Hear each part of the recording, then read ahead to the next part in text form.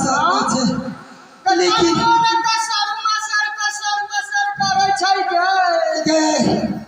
हमारा एना में है तो अब मकना हाथ हिला जानते जल्दी से ला मकना हाथ से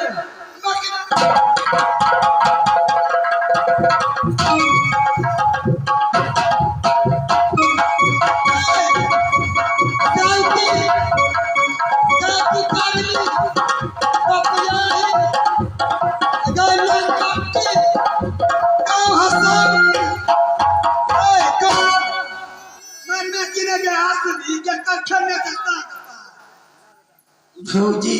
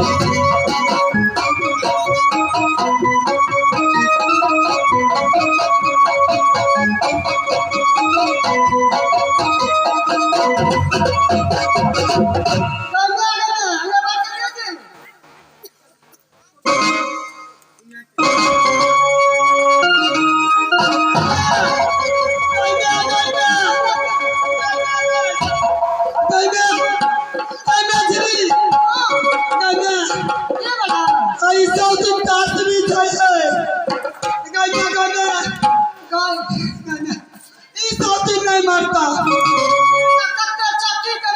रोटी खाने हो ना चलिए रोटी खेलते अब हम अपने घर वाला के बोलबे छी अब हमरा छापू सासू ससुर के बात नहीं है हम घर वाला के बना ले छी हम घर वाला के कह के सबसे हमर घर वाला कर या स्वामी जी या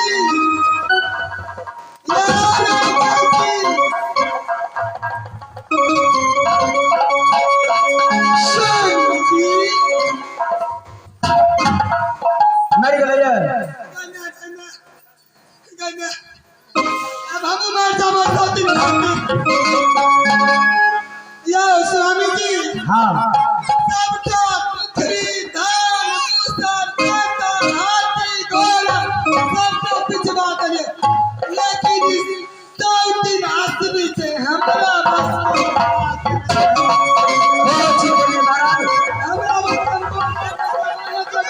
और हाथी से कहे चले जे फूल बाद में हम तो थक गए हाथी ऐसे कुत्ता बुलाते चार तक हमारा यहाँ पर का नजर में रहा तार तक जैसे फुंदा से उठत रहा से नहीं तो जलाद के हाथ तकरा भेटे छी और मरवा दे छी ने बात रहा तूने बोतली बजा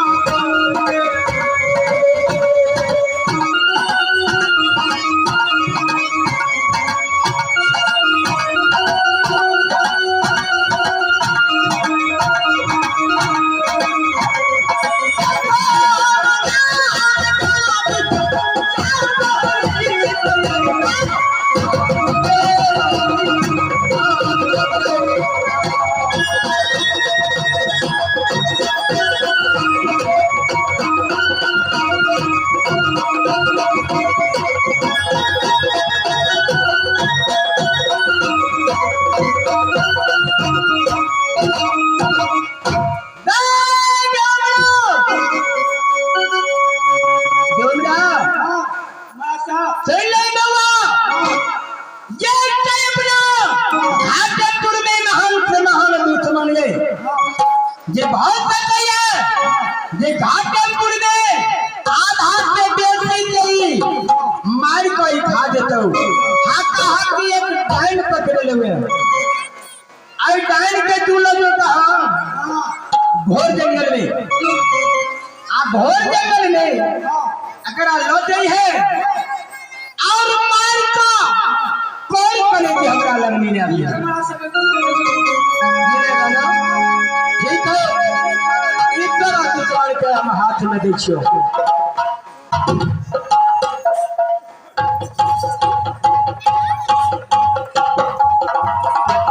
छोड़ भैया, छोड़ दे भैया, अब ये कर भैया, छोड़ दे, तेरा नहीं होता।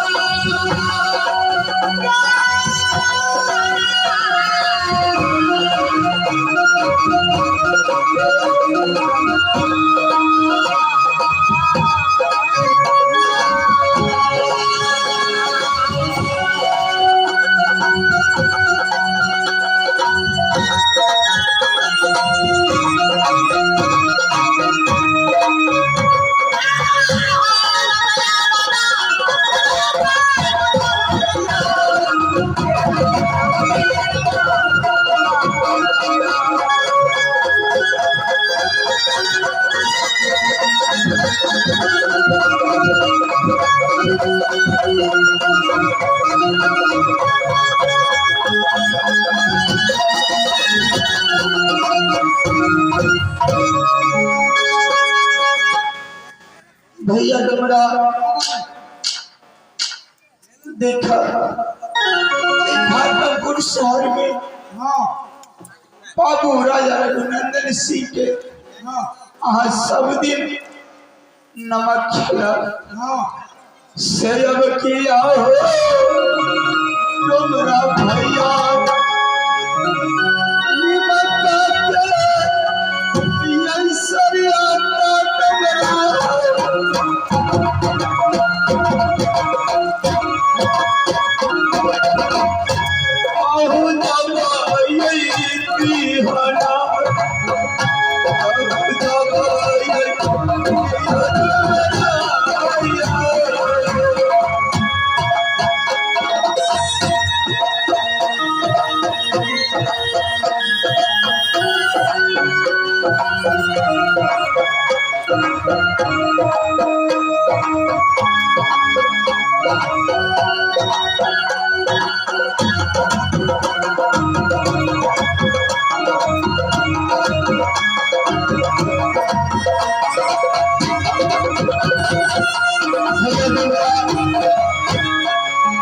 भैया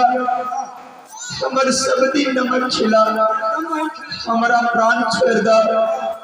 हम तोरा जुग नाम लेवा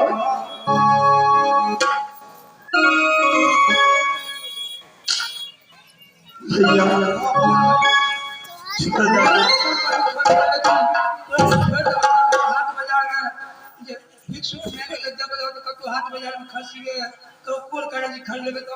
भैया कि हम भीख दुख मांग के तोरा रुपया देव त जान छोड़ देव। ठीक है भैया, गाँव में भीख दुख मांग के तोरा दे कोई खस्सी बकरी के कोई करे इनके काट के ल जइहा, पापी के द दिहा, पापी के संतोष हो जते और हमर प्राण बच जता। प्राण जे बच जता भैया डुमदार आई राज के आधा राज तोरा हम लिख दवा। भैया सेब किया हो तुमरा भैया हम तोहरे कारण माया दे भैया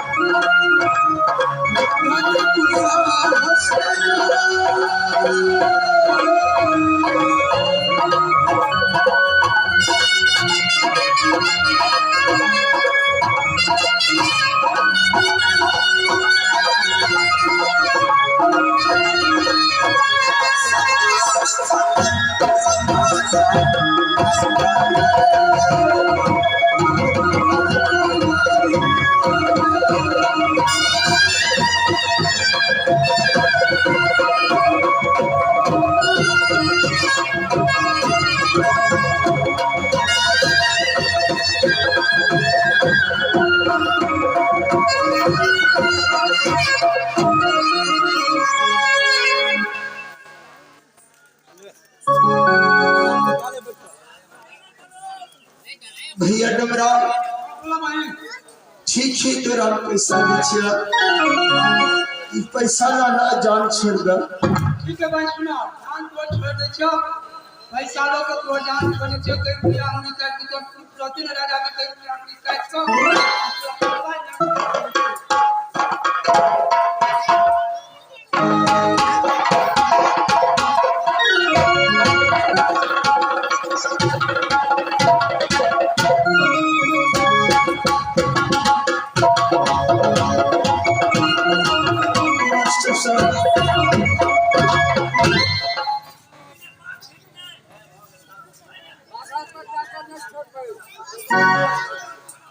ठीक है भैया भीख दूध मैं भी तोरा दिलिया तू हमरा जान छोड़ दे।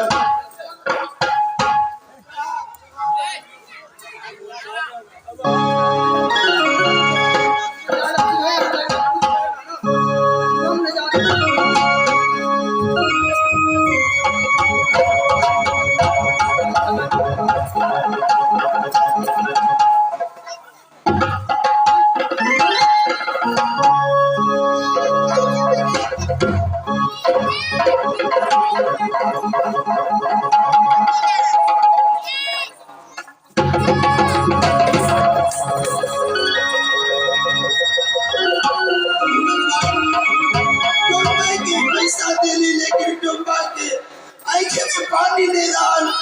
डोबा हमरा इनार में फेंक दलाल मां दुर्गा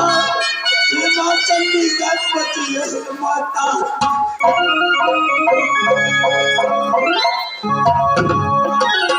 सोहर सोहर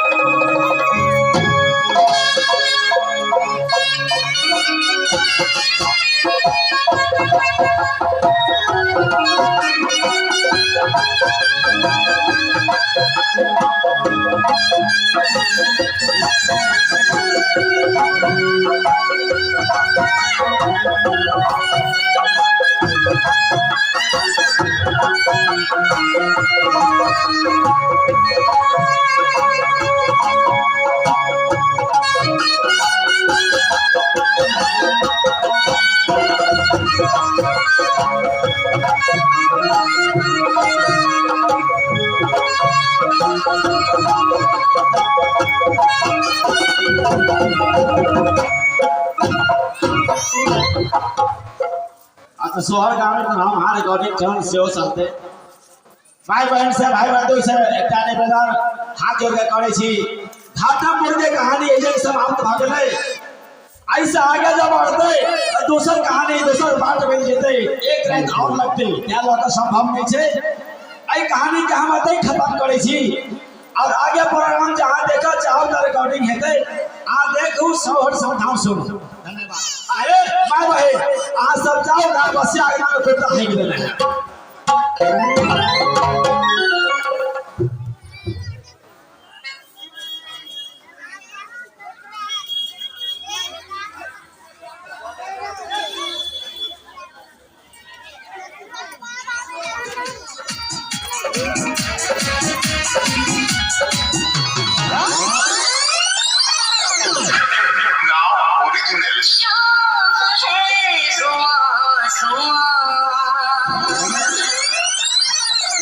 आप सुन रहे हैं संजय पांडे और नेहा राज की आवाज में